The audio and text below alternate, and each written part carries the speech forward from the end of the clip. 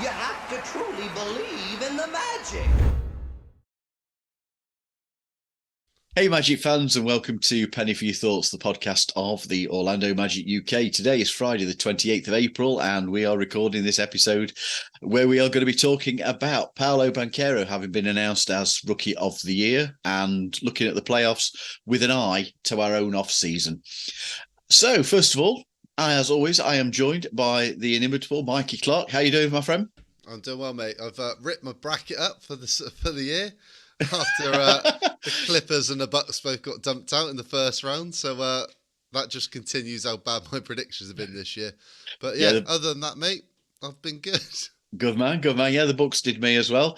And as always, again, Mr. Jones. Grant, how you doing, mate?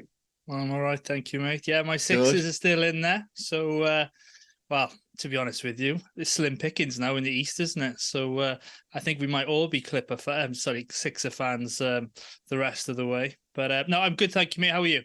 I'm all right, mate. I'm all right. And how is the ice hockey going? Are you enjoying it? Oh, yeah, it's stressful. It's very stressful. I do love the NHL playoffs. Thank you, mate. I forgot the name of the lead. That's why I stumbled if there. you're watching it on YouTube, I'm wearing my Tampa Bay Lightning t-shirt. I've been watching the Lightning more than I've been watching the NBA, if I'm being perfectly honest with you. Getting well into it. So hopefully we have another Toronto Maple Leaf choke job. And finally, our friend from up north, Gary. How you doing, my friend? Yeah, I'm all good. I've just got to say, though, that I did say, G, that the Celtics might make the finals, and I'm going to stick with that, I'm afraid. Yeah. It's definitely we're just hoping that you're wrong, mate. Sorry about that. You can tell a northern lad, he's the only one sat in a basketball jersey. The rest of us, two of us have got hoodies on and one's in a T-shirt. Either you've really got far too much money and have got the heating on far too high, Gary, or it is true that you northern boys do not feel the cold. I've just been to the gym, mate. Still cooling down then, dude. I tapped to Mikey last week. And to be fair, the sun's out here. It's nice and it's been nice and bright. It's been like 17 degrees down here in Somerset. It's been all right here. It's just you, Paul. You're just trying to get all that lurgy out of your system at the moment. Oh, mate, let's not go there. Let's not go there. You're all aware of where that's at with me, but yeah. So before we get into it, first of all, please don't forget about Saturday the 15th of July, it's the first Orlando Magic UK meetup. It's going to be happening. So if you fancy joining us and haven't yet been in touch, please reach out to us. We would love for you to join us. And another important date to remember, just about 2 weeks away now, Tuesday the 16th of May, the NBA Draft Lottery, and we are again hosting our live watch party. Again, please join us to watch where the Magic will pick. Head over to orlandomagicuk.com/watch party to sign up, and Mikey will be in touch and sort everything out for you. There's a online form now that I've just put on there, so if you go on there, put your email address, and then we'll send the Zoom links out to you. We haven't confirmed the time yet. It'll probably be around, was it midnight we started last year? Yeah, it was. Yeah. So it'll probably be the same this year. Okay, so now let's get into the Magic news, and it's really only one talking point this week. Paolo Banchero has been named the NBA's Rookie of the Year. He polled 98 first place votes out of 100. Where the other two were looking, I have absolutely no idea, especially the Utah guy who put him as third. So just to quickly recap, he averaged 20 points per game, 6.9 rebounds, 3.7 assists. He became only the sixth rookie in the last 50 seasons to average the 20 plus points, 6 plus boards, and 3 plus assists, having played a minimum of 50 games. Just the sixth. It's phenomenal. He also finished with 40 20 plus games, 20 plus point games, I'll say that again, which equaled LeBron James during his NBA rookie campaign with the Cleveland Cavaliers in 2003-04. He was named NBA's Eastern Conference Rookie of the Month on 4 consecutive occasions, joining Shaq, who had done it once, who was the only other player for the Magic to have done so. That was 92-93. So, boys, got to talk about this. I'm going to come to you first, Grant. There's a couple of quotes this week. One from LeBlanc, one from LeBron, and the other from Jason Tatum. Absolutely praising him. It's up to you, G, if you want to run through them when to come to you in a second. But the question I've got for you, G, should he have received more national and international attention than there has been? Yes, in short, that's the main sort of answer to that. I'll just recap on what those two did say. So LeBron said he's just going to keep getting better and better. All these experiences are really good for him on a day-to-day basis, and they've got a really good one, and he's a great kid too. So either got a good one here in Orlando, and then obviously Jason Tatum, who obviously went to Duke University, where Paolo went, said he's a bigger wing, creates off the bounce, shoot, post up, and he's had a hell of a year. I think obviously probably rookie of the year, and he's been playing at a high level throughout. So yes, to get that from those types of players is great to hear. And it's not just the players. We've had a lot of great comments from opposing coaches, as we've heard on Bally Sports. David Steele and JT often talk to the opposing play-by-play guys as well, and there's always lots of good things to say about Paolo.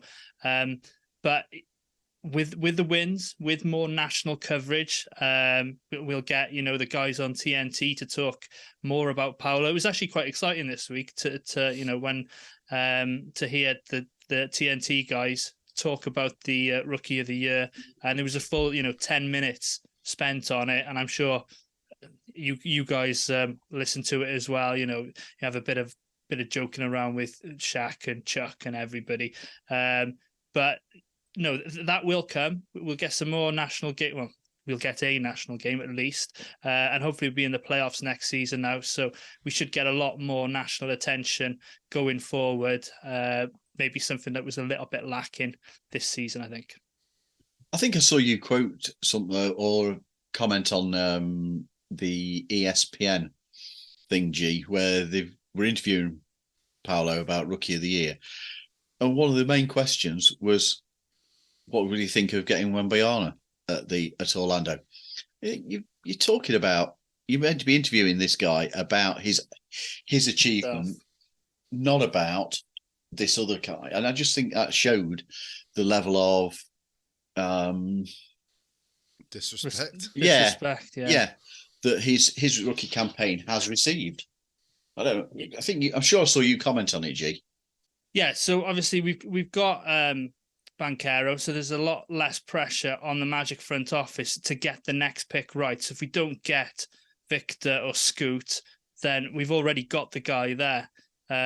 So remains to be seen, where we draft. But obviously having two potential lottery picks allows us to do something different. They would just not getting rookies all the time. Maybe get some vets. I think you can liken Paolo's season a bit like Anthony Edwards, because I think Anthony Edwards is a really special player as well, and he showcased that in the playoffs. Well, I think if you ask the Timberwolves fan, he probably didn't get enough praise and enough attention in his first year or two, and I think now he's into the playoffs and he's having a bigger role. I think he's starting to reap those benefits as well, and I think Paolo's going to have the same thing when we eventually get there too. Yeah. Gary, I'm going to come to you about the ceremony, which I thought was really good of the Magic to host it. It wouldn't have come across on the Facebook Live coverage that they had of it, but they'd invited loads and loads of Magic employees to the ceremony and had done them all T-shirts for the event. So everybody, the T-shirt that David Steele was wearing on the stage, everybody who worked for the Magic had been given one of those T-shirts and was wearing it for the event. Sabrina sent pictures of that, and it looked brilliant. It's a shame they didn't pan across to show the staff there all applauding him and cheering him and going at it. But Gary, ceremony, we heard Paolo talk about family, and how he felt at home instantly coming to the team, people having his back, talked about the fans and being excited to be here for a very long time, in his words. He also spoke about the focus of the team being the playoffs or bust next season, and spoke of wanting to get the team together over the summer to practice. What were your takeaways from his answers? Firstly, Paul, I think I watched it on YouTube, not on. I haven't got Facebook. Oh, right. I'm probably the one person on here who doesn't have Facebook. And you could see from what I've seen, some people with these black T-shirts with Banchero 5 on the back, right, cool. Making up some of the audience, which was noticeable from that angle, and it's a nice touch. I'm going to put an asterisk in front of this, because if this somehow gets clipped onto Twitter by somebody, it's going to sound like I'm the biggest complainer in the world, and I'm really not. It's not a complaint at all. Paolo said all of the right things. Everything he said was right, and it's shown there that he's got the maturity. I think it's really was clear at that moment.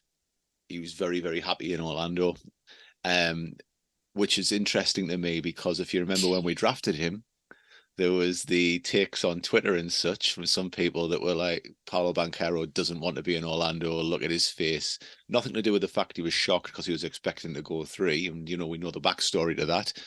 But it's clear that Paolo is happy here. And I think he's media savvy. There's no reason why he would have any complaints at all. We've heard about this goal he had since he was in high school. He's achieved the Rookie of the Year. He's been the #1 pick. He's got the Jordan shoe deal. He's got the love-in from veteran players. He's been a key ingredient as to why there's been a huge upswing in results. His personal stats are huge. You've talked about it yourself, Paul, at the start, about where he stands, in rookies in the last 50 years and such.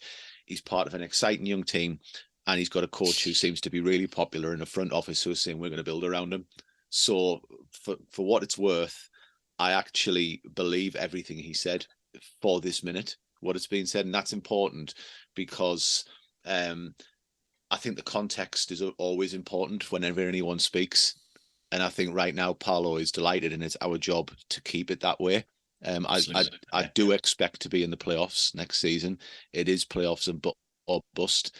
We got an insight into how he is, and I'm pleased, because there are certain players in the NBA who've been high-profile picks who don't have that mentality what he appears to have. I'm thinking of someone like Karl Anthony Towns for me. I don't think he really has that mentality which Paolo has.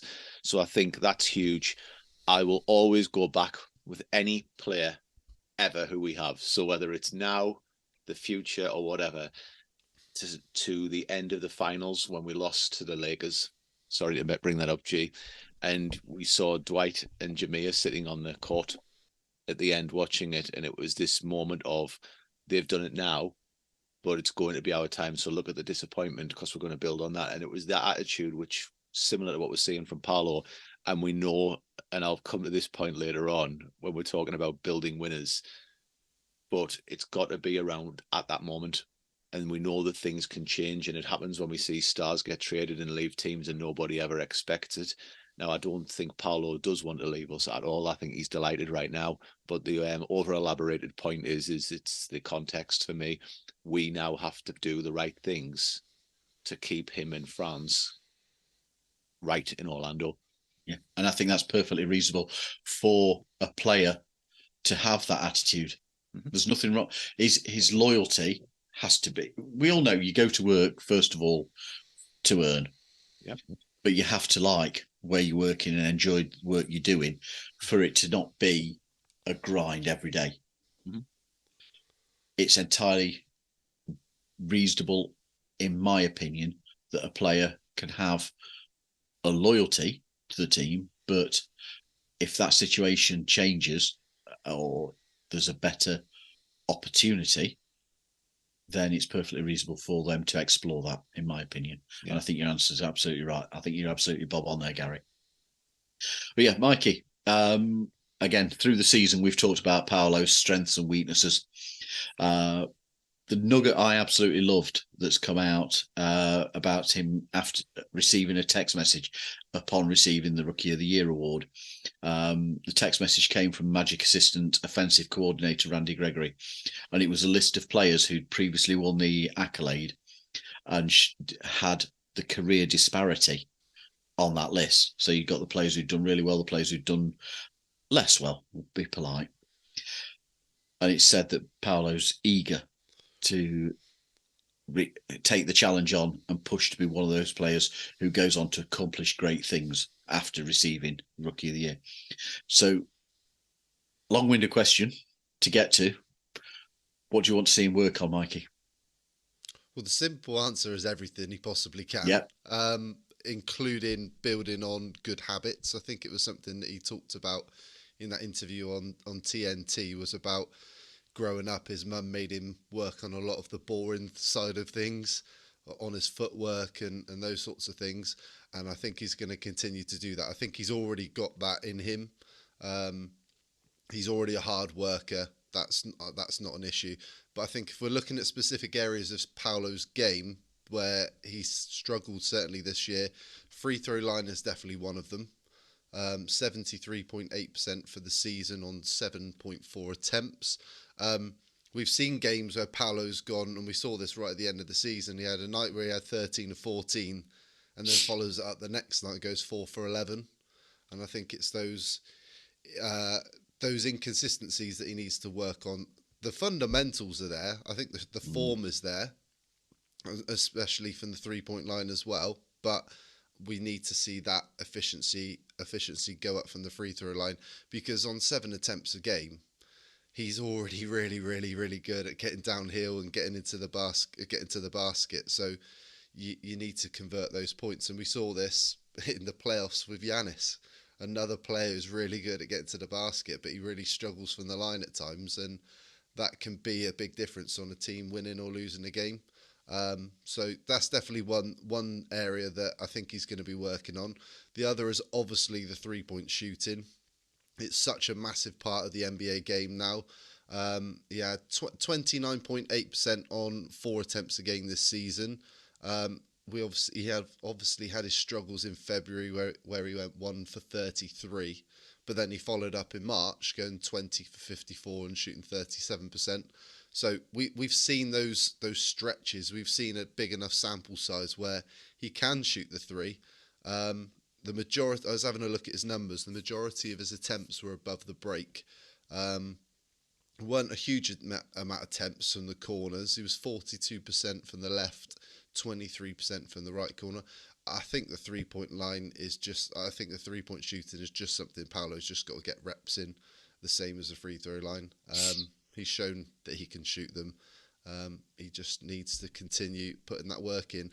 And I think also continue to physically work on his physicality and develop that side of his game. I think he knows he's strong. We've seen the frame. We've seen him in person. We know how strong he is and getting to the basket. But I think he's got to learn to play more effectively using his size, which is what I'd like to see him do a bit more next season. We saw him get to the rim a lot. He shot 59% within 5 feet this year, but then he dropped to 31% from the 5 to 9 feet range this year. So, yeah, there's just all these efficiencies that need to improve. His effective field goal percentage, we want to see take a jump next year, is 46.5% this year. Where if you compare him to Franz, who's up to like 50-55%, if we can see that sort of jump and see Paolo jump up to Franz's efficiency next season, then that's going to be a really big step for him as well. And obviously if 3 improves, then that's going to help as well, because we know how valuable that can be. Good habits, just put the work in, put the time in, get the reps in, and obviously hopefully they can stay healthy and get a full summer as well, because that's important. And then hopefully we'll hit the ground running come September, October. I know I didn't put this in when we were planning what we were going to talk about, but Mikey, do you want to see him in Summer League? I don't think so. I think we've already seen enough. I think I wouldn't mind seeing him fly out to Vegas and still practice. Yep. I wouldn't mind that, but I don't think we need to see him play competitive games. We already know what he can do. I don't even think that's going to happen either, but it wouldn't be a bad thing either. Gary? G, any disagreement on there? No, absolutely agree with Mikey. He's the man, and we don't need to be risking him at Summer League. So, Mikey, you've already. Sorry, Gary, I've jumped in. No, I just said. I was going to just say apologise. agreed. I was just going to say agreed. That's all. That's I it. just realised I saw the mic move up. And I thought, hang on, I'm speaking. I've not let you have a chance. I do apologise, dude. No insult meant. What do you think, Paul? I like the idea of going to Summer League as an addition to training camp. As we've seen with the team, quite a few of them have gone over to Vegas in the last couple of seasons. I like that idea, but no, I don't want to see him out on the court. No need. Doesn't need to prove anything. He's already done it. So yeah, I'm in agreement with you.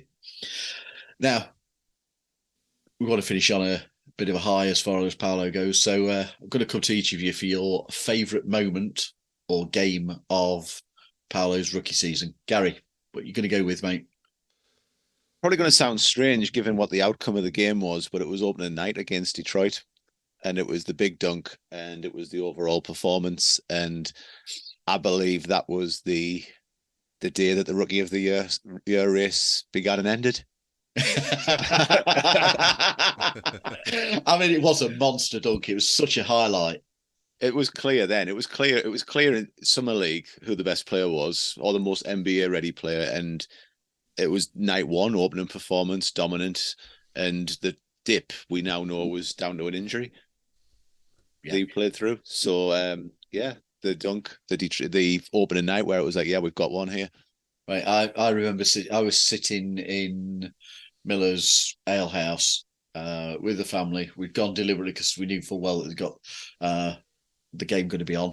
Although we did have to ask. It's very wrong that you've got to ask for a Magic game in Orlando. Yeah. Sitting there with ribs and all this sort of thing, nice pitcher of beer at the side. Always. And that moment happened, and we all just went, "Oh!" It was a wake-up moment. That I'm not going to go for that one. I'll come to mine in a minute. G, what are you going to go with? Do you want to go first? Because I got a couple, so I might have one that you don't have. Okay, Mikey, I'll let you go first. Mine's the dunk against Houston, where we were in person, Paul, for that one, where we drove into the lane. I can't remember who he dunked on now, but basically they got out of the way, business decision, and had that nasty sort of Shaq-like dunk. So that was mine. I'm going for the same game. I'm going for the Houston Rockets game. In the same way, Gary, as you said, bizarre considering the outcome of the game. And that's also the game where he turned his ankle. He came out and he absolutely obliterated Jabari Smith Jr. He came out and just sent a message. And you looked at that. For me, I looked at that game and thought, this is a guy who wants to be number one. He wants to prove to everybody that he is the best. And he dropped 30 points in that game as well. So yeah, that was the one I was going with. Good stuff. I still got a couple here, so I'll go with my main one, which was the. You can go with both, dude. It's not a problem. No. The win at Washington. I think it was like the 1st of April or something on the road. Obviously, we were chasing the play-in, and I think must have been down about 10 going into the fourth quarter. He ended up getting 30 points, 12 rebounds, 6 assists, and I think it was the quarter we outscored them by about, I don't know, by about 12 in the fourth, erasing a Washington lead. And then obviously, but it was the way he did it. He was, I'm the man, give me the rock. I'm just going to drive it. I'm just going to put the team on your shoulders. And it was like, then you knew he was, our number one option. But just a sideline to that, obviously, I was lucky enough to be at the win against the Celtics back in January when we beat them 113-98. He scored 23 in that. But again, it was just seeing him in person firsthand. He also shot 3 of 5 from downtown. So yeah, just seeing him, it just makes it real. Do you know what I mean? Mm-hmm. I'm going to say, Mikey, I did wonder if you were going to go with the Charlotte Hornets game that you, Gary, and I were all at, where he just missed out on a triple-double. led the team with 21 points, and I was just wondering if that was going to be the one you went for. Well, you could also say the Kings game where he had a season high as well, but then He that did, didn't end yeah. that famously didn't end well either. Not a bad player that we lost the game to, ultimately, No, I it wasn't. suppose. Not at all. How unfortunate is Darren Fox got that injury? Yeah. That's such a tough thing. Yeah, it's. I mean, that series. We're going to come on to the playoffs now, but that series has been stunning to watch. It's been 5 games that have just grabbed hold from start to finish. Superb stuff. Yeah. But let's get on to the playoffs then. So in the East, we've now seen Cleveland and Milwaukee crash out of the playoffs, along with Brooklyn and Atlanta.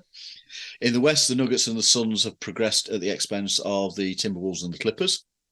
And that's brought out a raft of different opinions about how our front office are doing, how the rebuild is going. And I want to talk through a couple of the takes, shall we say.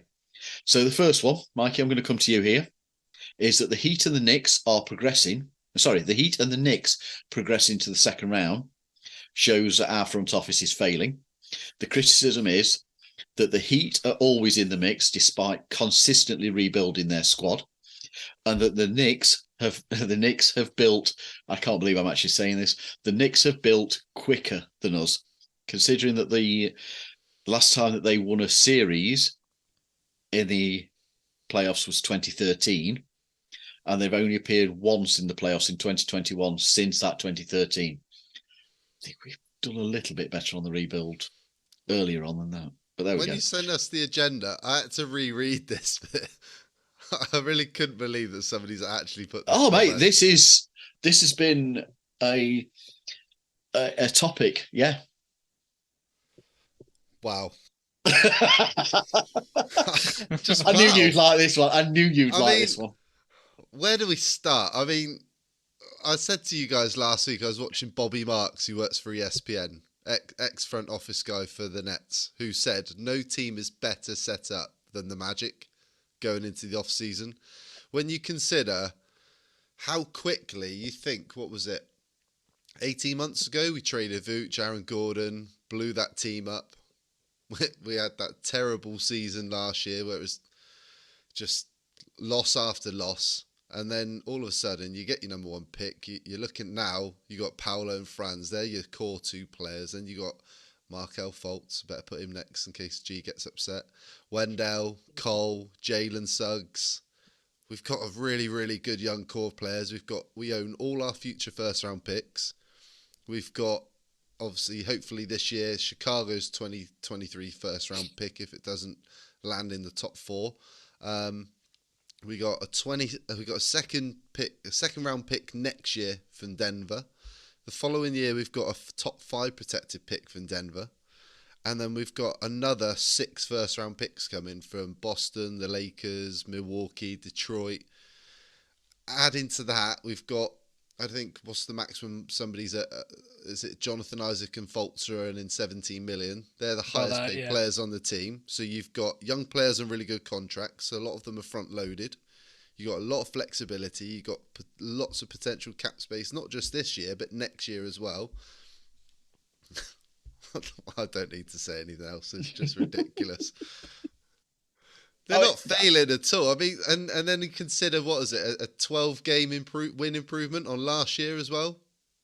We're making steps in the right direction. There's absolutely no need to think that this front office is failing. In fact, they're doing a tremendous job.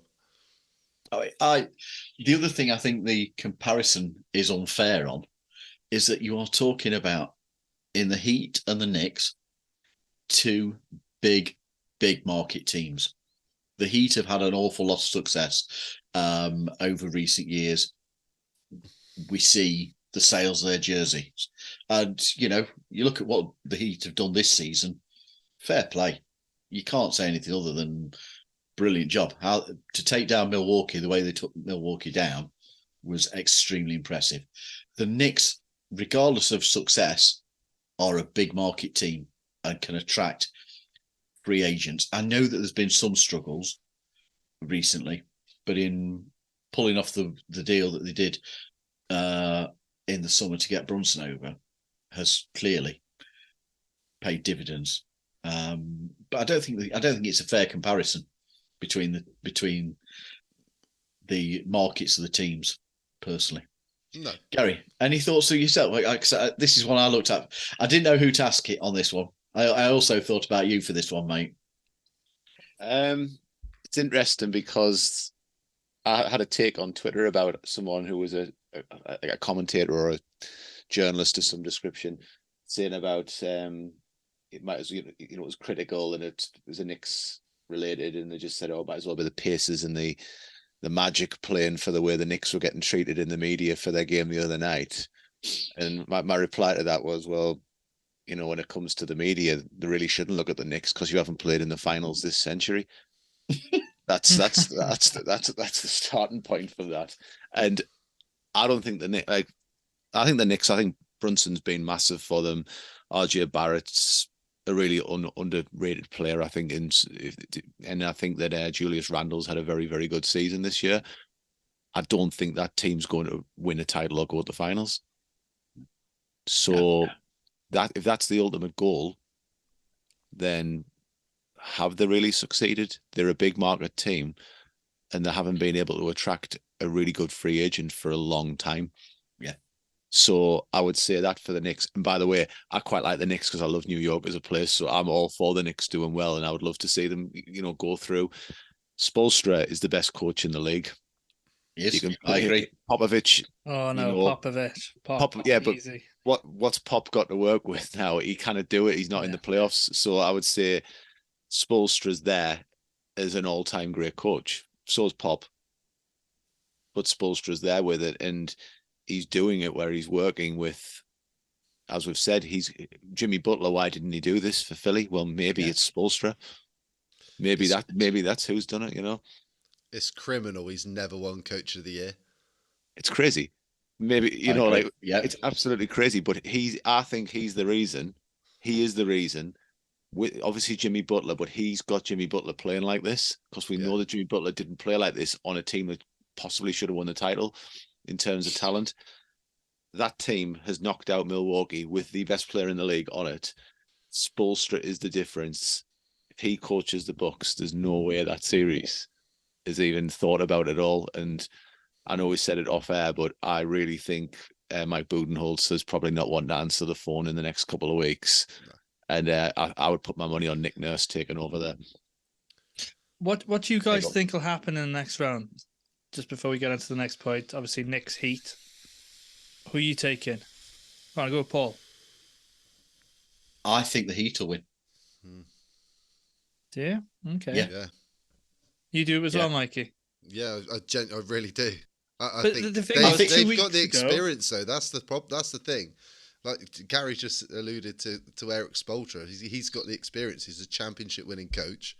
Jimmy Butler was, a couple of wins away in the bubble to win in a championship for them then. They got Kyle Lowry, who's an NBA champion. Kevin Love's an NBA champion. They've got the experience. They've got everything they need. And what's crazy is they're doing this and they haven't even got Tyler Hero, who's supposed to be their biggest threat from the outside. For me, it's going to be interesting. I think the Knicks having home court's going to be big for them. But I still think, the way Miami have taken Milwaukee apart. I sat here last week and I was like, there's absolutely no way Miami are going to win another game. Even with Giannis, they've still got enough. And here we are. And they haven't won a game since. It's crazy. Absolutely crazy. But I was quite open in saying I thought that it was Milwaukee's to lose. I didn't see. I genuinely thought Milwaukee were easily the title favourites. What Miami have done to them was very, very impressive. Super impressive. The worst thing is, 2 weeks ago, they were a game from being eliminated with Chicago in the play-in. Incredible. Gosh, was that lost to Atlanta done on purpose? I don't know. No. No. They were really down after that. It's very brave if they did. Very brave if they did. But yeah. Now, Gary, I'm going to come to you and ask you this question because one of the other takes was this, that trading for Donovan Mitchell by Cleveland ultimately made no sense. They went out and signed him. They're now tied in to have got no cap space, and have very little chance of ultimately re-signing him. So rebuild through the draft and patiently, rather than going and getting a Donovan Mitchell. Your thoughts, Gary? If you're watching or listening to this, now is the time to get yourself a cup of coffee. So, I'm just going to say, right, okay, let's look at the teams who've won the NBA title in recent years. So we've got the Golden State Warriors, and it's built around a core of Draymond, Steph, and Clay, which came from the draft and development, correct. The Golden State Warriors, apart from the James Wiseman trade, don't tend to throw away potential or assets in trades. They don't. This is why they've got this dynasty where they don't see them throwing away picks forever. They don't do what the Lakers have done. They don't do what the Nets and people like that have done. It's patience. They've also got a good coach. Crucially, they have a superstar, and they've got leaders in the locker room influencing a culture. So if we take those as key ingredients, and then you look at the Bucks, superstar came via the draft. There's elements of luck involved with all of them. You know, that you can call it skill or you can call it draft, but Giannis fell to 15. That's luck. Steph Curry was on his way out of Golden State. By all accounts, they were ready to give up with him, and then it didn't happen. That's elements of luck. But the Bucks also have made smart moves, and they've had, I would say, a little bit of luck with Middleton turning out how he did, but you could say that's due to scouting. And they've got the locker room and the leaders in there, people like Middleton, Giannis, Bobby Portis, etc. Don't think they've got the coach. That's possibly the issue, but everything else, the star, the draft, etc. I think the Lakers are an anomaly because they've got that huge market pull that you've talked about, but it was done via free agency, which is how they do things. I don't think it's been a skillful front office. It was in the bubble. I don't think the coach was great, as we know. And it's very short term and it fell away. Raptors, Kawhi Leonard, star. At that time, Kawhi Leonard was a top 5 player in the NBA. Again, no crazy trades of assets. Players on the team who they drafted, Siakam, Fred VanVleet, OG. They've used their draft well. There was no mad trades. The trade for Kawhi Leonard was a calculated risk, but it was balanced. It didn't mortgage the future. Nick Nurse, good coach, I would still say, and a locker room. Despite the fact what you might think of Kawhi, the people in that locker room are like Kyle Lowry, who were running that locker room. So this, and then you can go again to the Warriors, what they've got built on the draft, Kerr, and they attracted Kevin Durant before that. But it's all built on similar things. So I think people are desperate to try and find success formulas where if you do this, this, and this in life, this is what will happen, whether it's in your job, whether it's in your relationships, whatever. And I don't think it's that easy, but I think if you're looking at what you need, I think you need a star. You need to have a star because the anomalies really are the Spurs, which is Popovich, the culture and everything else, and that Pistons team where they just had some really good players who were all-star level without being superstar. You need to have a star because the star's going to attract people. You need to have a good coach. You need to have a culture in that locker room. So it's got to be established, players who are there long-term. And then at some point, you need luck to go your way, whether that's ping pong balls, whether it's a key decision, or whether it's getting an injury break, for example, not knocking the Raptors here, but look what the Warriors' injuries were in that series. And I think you need all of those things to come together without mortgaging your future. You don't trade it away. If you're going to get a free agent, it will come because they will want to be there. And we've seen that over and over again. But I think the key elements are those. But it starts with a star, building a culture, having a coach. And then I think it's luck. I think there's an element of luck. And you can say the same about the teams that didn't quite win it as well. I mean, look at Phoenix with Devin Booker, who's a star, and then you attract Chris Paul, and then you attract Kevin Durant. Mm-hmm. Same principle, Gary, isn't it? Yeah, and you could turn around and say KD with the foot on the line. Yeah, absolutely. You know, but yeah, you have to have that. You have to have that player. You have to have that guy because the odds diminish so much when you look at the teams without that star to do it. You have to have that star there to build it around, because if not, you're saying, okay, can we be a San Antonio Spurs where Tim Duncan's just, like, say, for example, on the wane, or the Detroit Pistons team? You need that star. And maybe I'm being unfair to Kawhi Leonard, by the way, with the last Spurs win. Maybe I am. But you need to have that star. Okay. So that's my convoluted answer. Sorry if you've just sat through it. So, G, you've got the flip side. People have been arguing the opposite side to what I've just asked Gary, and that teams like the Heat don't get high draft picks, but are perennial contenders. Therefore, and these are all names I've seen that we should go out and mortgage our future for. Therefore, we should go out and trade whatever it takes to get Giannis, Trae Young, Dame Lillard, Luka Doncic, Pascal Siakam, Fred VanVleet, or Jaylen Brown. Right. Where do we start with this one? Right. All those names, they are, bona fide superstars or, next level down. They've never been traded in their careers. How much would you have to trade for Giannis? No, seriously. Honestly, that was one of the takes. We must go out and get Giannis. Now the Bucks have failed, and this has hurt his legacy. We should go out and get Giannis, whatever it takes. Oh my God! Honestly, you would have to. Every time I host Facebook, one of the Magic groups just write the agenda. It's brilliant.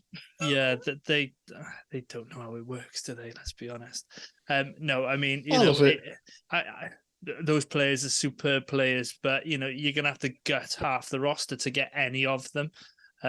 Some I wouldn't touch, VanVleet, but others, they're quite desirable when you look at your Doncic's and your Antetokounmpos, and your Jaylen Browns. But the argument here is what the Heat have done. They don't get high draft picks.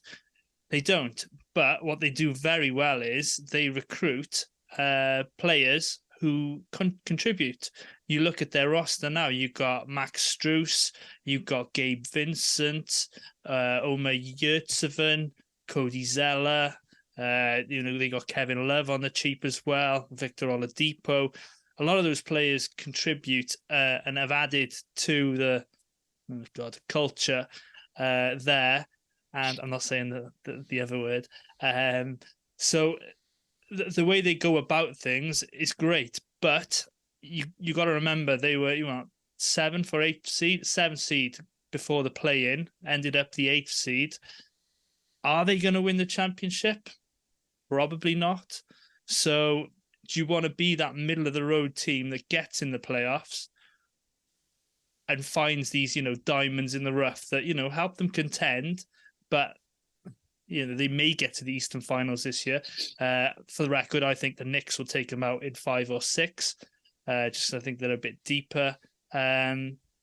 So, you almost got to press the reset button and go through the draft like we've done.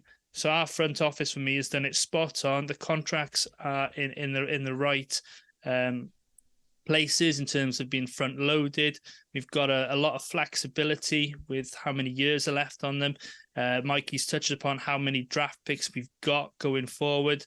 But even if we traded all of those, you're not going to get a Giannis or a Luka unless they become disgruntled and they force a trade. And how often does that happen? So going back to the point on Donovan Mitchell, wasn't happy, was he? And he became available. And I don't think there's anybody available at the moment. Gary. I was just going to say, gee, that's a lot of sense, Paul. But I would say as well, has Cleveland really killed themselves that much when you look how old Mobley is? No, and when you look at Garland. No, they haven't had to trade everything for Mitchell, have they? I understand the point, but it's just because I know what we did when we were trying to keep Dwight happy, and it became a lot harder to maneuver. So I can see the logic from Magic fans saying that, because you don't want to put yourself in a corner. But I do think that's saying that there is no capacity for the players on the roster to improve, which for me is a little bit mind blowing, because I think Garland and Mobley in particular have a lot left to offer. I think you've hit the nail on the head there, Gary. I can see the argument that people are making. I can see the argument that people are making about bring somebody in, and I can see the argument that people that build through the draft patiently, but trading your future away to get a star will hurt you. I could see that argument entirely, but I think I agree with you where you say that the example of Donovan Mitchell is probably a bad example to make of that point, because have they really traded their future away to get him? I'd argue exactly what you've just said, Gary. I would argue not, because of what they'd already got there. He's enabled them to take a step forward, and they have taken a step forward this year, albeit ultimately they came up against a team who did New York play at a level above what we expected? Certainly for me, I thought Cleveland would win that series. So you just don't know what the motivation is on a day. You don't know. I mean, we don't know if anybody was actually carrying an injury at this point. We were all talking about Paolo's dip previously, and it comes out that he was carrying an injury. We don't know if there's anything of that nature with Cleveland. I just think it's a little bit of a silly point to make when it's in regard to Donovan Mitchell. Mm-hmm. Because I don't see that Cleveland have actually mortgaged themselves for the future. I think it's interesting, and it's not the series where I've been really paying massive attention to that one, because I find the Kings and the Warriors one to be a really interesting series personally, and you're not going to watch I can't watch every game, I don't have time, but I would say that looking at it, if you look now with the benefit of hindsight, that's possibly a nightmare matchup for Cleveland, because one of the strengths of the Cavs is this Twin Towers approach that they have. And then they've gone up against a team where you've got Mitchell Robinson and Julius Randle. Barrett. You've got those two big guys who can actually one of the teams who can actually physically say we can stand against them and bang and do all the things that the Cavs inside would like to do. Maybe that's the nightmare matchup for them, where there's actually two bodies equally as big and physical coming back at them. Which absolutely, I would agree. Now, the other thing I want to ask, and it's a slight extra point. We spoke about the Dylan Brooks comments last week about LeBron, and we've all seen how it's panned out since. So, coming back to watching Paolo in the Rookie of the Year interviews, are we happy that we have a player who is polite, quiet, understated, and complimentary of those around, rather than courting the media attention? G? That's what the Magic organization look at when they do the due diligence, isn't it? You know, they look at the history of the player. They don't like to get players in that got, bad attitudes. So they'll always do the due diligence. And I can't think of the last time we had a player in who was, a little bit like a Dylan Brooks. Maybe it was Matt Barnes. And I'm not going to lie, I love Matt Barnes, but you just it's nice sometimes to have that edge. But I think Mo Wagner does it. But, he's a good guy. He's not one of these types like Dylan Brooks who's going to speak his mind and do what he's done to LeBron. That's my take on it, mate. Yeah. And Mikey, do you think it's cost the Grizzlies a series? I think it was the wrong matchup for them. I don't necessarily think Dylan Brooks. Dylan Brooks has obviously taken the headlines for the wrong reasons, and obviously that's been a factor as well. But look, LeBron's great, and he doesn't need any more motivation than he already has to take somebody apart. And we saw was it before game 2, and they both had a little chat with one another before the game. Nobody knows what was quite said yet, but LeBron doesn't care about that. Like he said in press conferences, he's faced that time and time again. We saw that with Lance Stevenson when he was with Indiana. He's dealt with plenty of idiots before. No, I think the Ja Morant injuries played a little bit of a factor as well. Steven Adams not being available, I think Brandon Clark not being available obviously hasn't helped them either. But I think we saw the last probably 6-8 weeks of the season after the trade deadline, the Lakers were a completely different team, and unfortunately, they are a legit threat to go to the finals again this year. But the Grizzlies are, I think, the second youngest team in the NBA.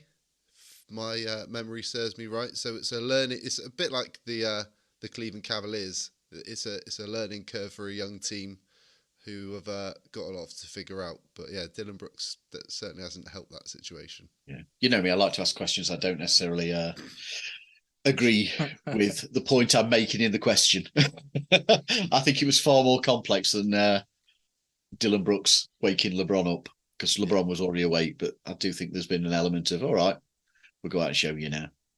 But yeah, I think it's helped, but I don't think it's a defining factor by any stretch of the imagination. Do you think it goes to 7?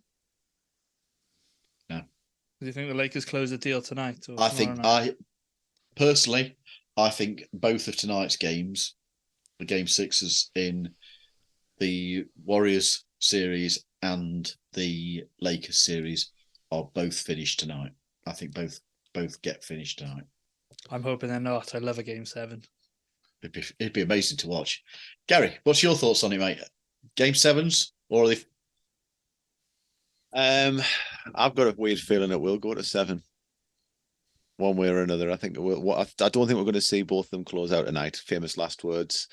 I think with the Lakers situation, sometimes you play silly games, you win silly prizes, and it comes down to I'm not rooting for the Lakers, but I'm not rooting for that either from Memphis, and it comes down again to your culture and what's in your locker room. And if that's the message you want to put out, and that's the message your front office are happy with, and that's what they draft and that's what they acquire, that's what you get.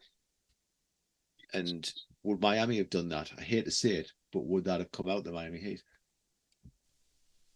Would you have seen that? Without being a fan of them, I'm a fan of the way they run that organization. Mm-hmm.